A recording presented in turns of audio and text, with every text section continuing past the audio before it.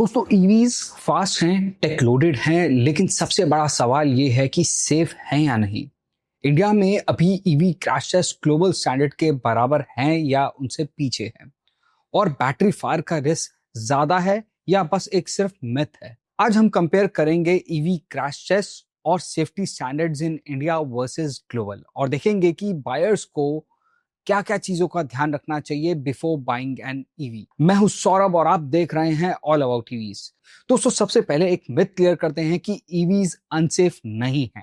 Actually एक big advantage है। Battery pack जो होता है वो काफी हैवी होता है, फ्लोर पर माउंट होता है, और सेंटर ऑफ ग्रेविटी लो होने की वजह से उसमें रोल ओवर रिस्क जो है वो काफी कम होता है। हाँ, रिस्क होता है अगर बैटरी क्रैश टेस्ट में पंचर हो जाए तो थर्मल रन अवे या फायर ट्रिगर हो सकती है, लेकिन इसके होने के जो चांसेस हैं वो काफी रेयर होते हैं।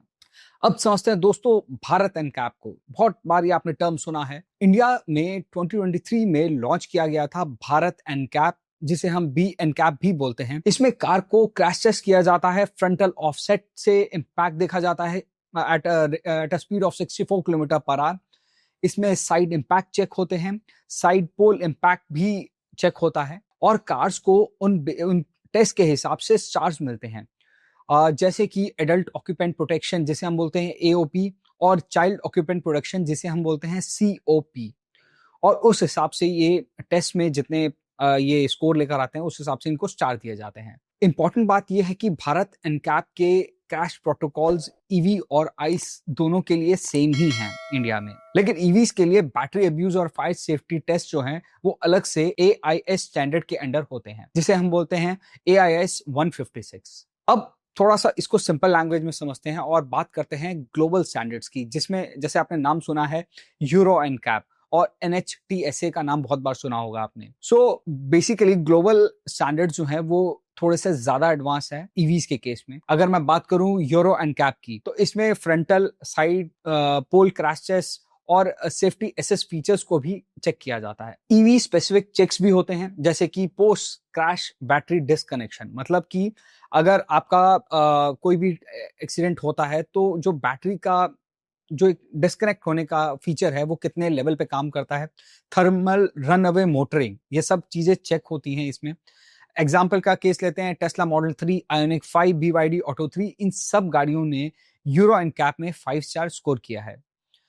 एक और टर्म है जैसे मैंने पीछे बताया, यूएस में होती है NHTSA, जिसे हम बोलते हैं national highway traffic safety administration. ये भी यूरो एनकैप की तरह एक टेस्ट है जिसमें क्रैश टेस्ट होते हैं, पोस्ट क्रैश फायर मॉनिटरिंग की जाती है इसमें अप टू 5 डेज तक। और अगर मैं बात करूं NHTSA और NFPA के डेटा के हिसाब से ईवी में फायर रिस्क जो होता है वो फायर्स बहुत कम लगती हैं, कभी कभी आइस व्हीकल से भी कम होती हैं, लेकिन अगर हो जाए तो बुझाने में ज्यादा टाइम लगता है। सो आप समझ रहे हैं कि इन दोनों जो डेटा है NHTSA और NFPA के हिसाब से, मतलब जो बैटरी में फायर लगने के चांसेस हैं वो आइस व्हीकल से भी कम होते हैं, लेकिन अगर आग लगती है तो उसको बुझाने में ज्यादा टाइम लगता है एज कंपेयर टू अगर आग लगती है पेट्रोल या आइस या व्हीकल में या डीजल व्हीकल में किसी में लगती है, तो उस केस में ज्यादा टाइम लगता है बैटरी को बुझाने में। अब थोड़ा समझते हैं बैटरी सेफ्टी प्रोटोकॉल्स के बारे में। क्रैश टेस्ट के अलावा बैटरी को अलग अलग सेफ्टी अप्रूवल पास करने होते हैं। जैसे इंडिया में AIS 156 ये मैंडेटरी कर दिया गया था दिसंबर 2022 से। इसमें vibration, thermal shock, short circuit, overcharge और फायर रेजिस्टेंस टेस्ट इंक्लूडेड होते हैं।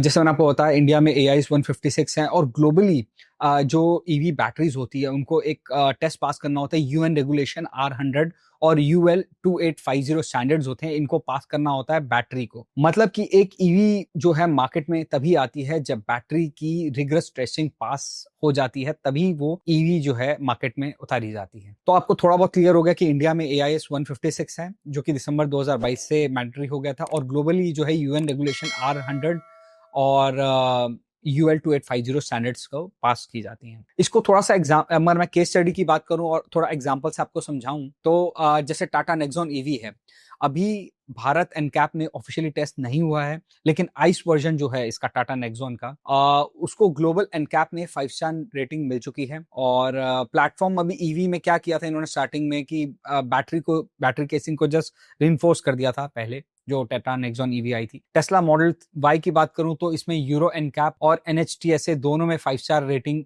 टेस्ला मॉडल वाई को मिल चुकी है। BYD ऑटो 3 की बात की जाए तो इसमें यूरो एनकैप में 5 स्टार रेटिंग है। भारत एनकैप रेटिंग जो है वो अभी पेंडिंग है, यानी ग्लोबली ईवीज जो है वो क्रैश टेस्ट में स्ट्रॉन्ग परफॉर्म कर रही हैं और इंडिया में अभी थोड़ा सा उस डायरेक्शन में मूव हो रही हैं ये टेस्ट। दोस्तों अब अगर मैं चैलेंजेस की बात करूं तो अभी इस क्रैश टेस्ट में बहुत सारे चैलेंजेस भी हैं, जैसे भारत एनकैप जो है वो नया है, ईवी स्पेसिफिक फार थर्मल रनअवे इवैक्यूएशंस वगैरह ये सब चीजें लिमिटेड हैं अभी।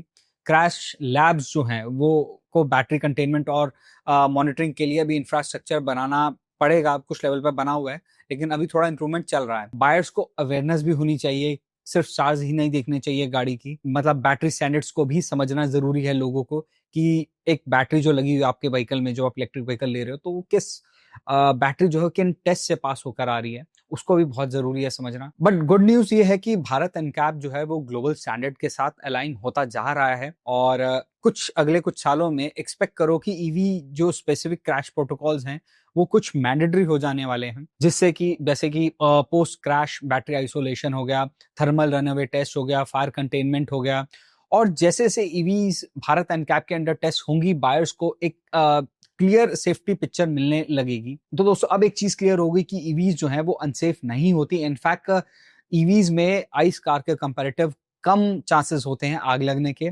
हाँ, कुछ चीजें हैं जैसे मैंने बताया पहले आपको कि ईवीज में आग बुझाने में ज्यादा टाइम लगता है as compare to ICE vehicle. बस अब ये है भारत एनकैप को ग्लोबल जैसा फास्ट इवॉल्व करना है। तो आपको क्या लगता है कि इंडिया में ईवी क्रैश टेस्ट को और टफ बनाया जाना चाहिए? कमेंट में हमें जरूर बताएं। वीडियो पसंद आया तो वीडियो को लाइक करें, शेयर करें और सब्सक्राइब करें ऑल अबाउट ईवीज को। तब तक के लिए drive safe and stay electric. Thank you.